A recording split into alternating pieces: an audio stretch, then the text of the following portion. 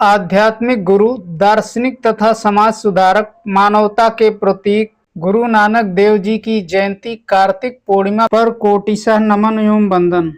आज इस शुभ अवसर पर उनके जीवन के महत्वपूर्ण पहलुओं पर संक्षिप्त चर्चा करेंगे। इनका जन्म सन 1469 ईस्वी में पंजाब के रावी नदी के किनारे तलवंडी गांव, अब पाकिस्तान में ननकाना साहिब के नाम से जाना जाता है। गुरु नानक देव जी का जन्म कार्तिक पूर्णिमा को एक खत्री परिवार में हुआ।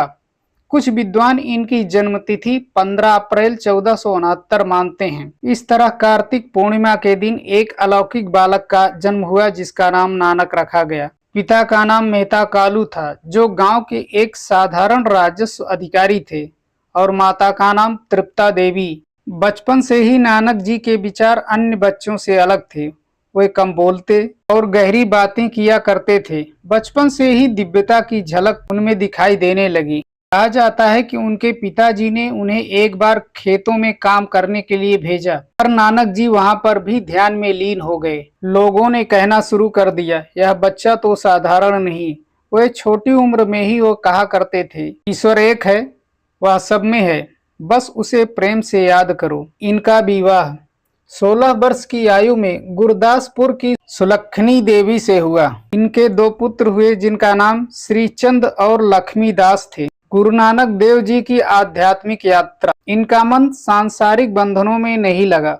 इन्होंने अपने परिवार का भार पिता तुल्य अपने ससुर पर सौंपकर मर्दाना, लहना, बाला और रामदास 4 साथियों को लेकर वे आध्यात्मिक यात्रा ईश्वर की खोज में निकले। उदासियां अर्थात धार्मिक यात्राओं को पंजाबी में उदासियां कहा जाता है। उन्होंने भारत, तिब्बत, श्रीलंका, अरब और मक्का तक की यात्रा की। हर जगह उन्होंने केवल एक ही संदेश दिया, ना कोई हिंदू, ना कोई मुसलमान, सबका मालिक एक। कहा जाता है कि जब एक बार वे मक्का में गए थे तो उन्होंने मक्का में जब वे सो रहे थे तो उनका पैर काबा की दिशा में थे, तो एक व्यक्ति ने क्रोध से कहा, पवित्र स्थल की ओर पैर क्यों किए हो? यह सुनकर गुरु नानक देव जी मुस्कुराए और बोले, मेरे पैर उस दिशा में मोड़ दो जहां ईश्वर नहीं है। यह सुनकर सब स्तब्ध और चकित रह गए। नानक देव जी की शिक्षाएं एवं कार्य। उनकी शिक्षाओं को 974 भजनों के माध्यम से संरक्षित किया गया है और जिन्हें बाद में गुरु ग्रंथ साहिब में संकलित किया गया। गुरु नानक देव जी की 3 अमर शिक्षाएं तथा मुख्य सिद्धांत। इसमें पहला है नाम जपो। इसका अर्थ होता है सच्चे नाम, ईश्वर का स्मरण करो। दूसरा सिद्धांत किरत करो, ईमानदारी से जीवन यापन करो। तीसरा सिद्धांत है वंड छको, अर्थात कमाई का हिस्सा जरूरतमंदों के साथ बांटो। इस तरह 3 सिद्धांतों ने सिख धर्म की नींव रखी।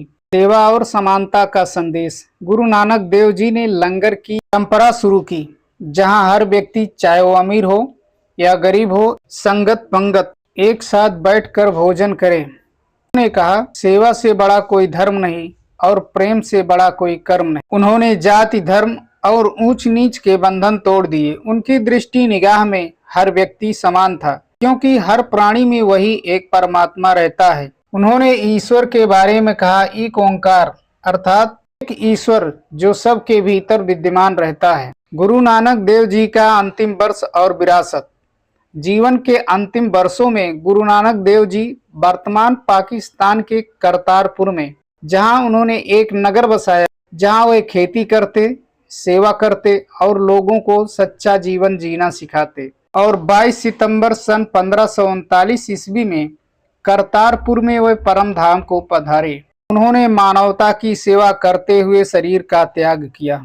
इस तरह गुरु नानक देव जी ने जीवन भर समाज में व्याप्त बुराइयां तथा पाखंडवाद का विरोध किया और मानवता का संदेश दिया, जिसके कारण बाद में सिख समुदाय की नींव रखी गई। उन्हें सिख धर्म का संस्थापक माना जाता है। इस तरह गुरु नानक देव सिखों के प्रथम गुरु थे। उनके अंतिम काल में नानक देव को एक गुरु, धार्मिक, सत्य के प्रेरक, शिक्षक के रूप में मान्यता मिल चुकी थी और भारत की परंपरा के अनुसार जिन शिष्यों ने उन्हें अपना गुरु स्वीकार किया, वे करतारपुर में उनके आसपास एकत्रित हुए। कुछ लोग संभवतः गांव के अस्थायी निवासी बनकर रह गए और भी कई लोग उनका आशीर्वाद प्राप्त करने के लिए समय समय पर आते रहे। सभी ने वहां सामूहिक गायन के लिए बनाए गए अनेक भक्ति गीतों में व्यक्त शिक्षाओं को सुना, जिनमें कई आज भी मौजूद हैं और बहुत सारी उनकी शिक्षाएं और भजन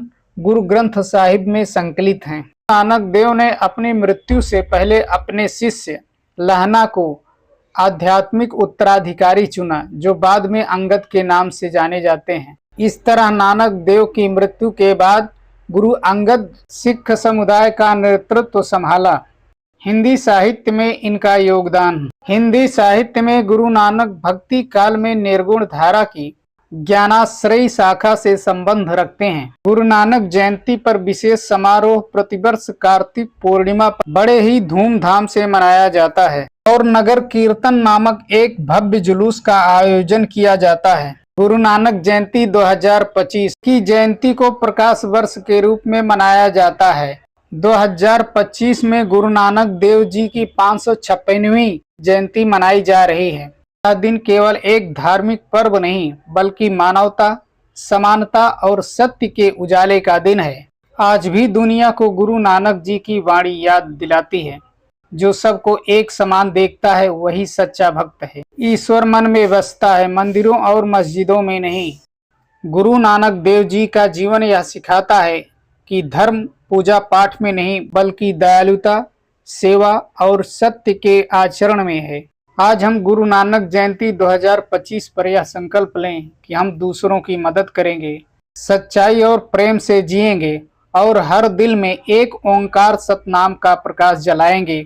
वाहे गुरु की खालसा, वाहे गुरु जी की फतह।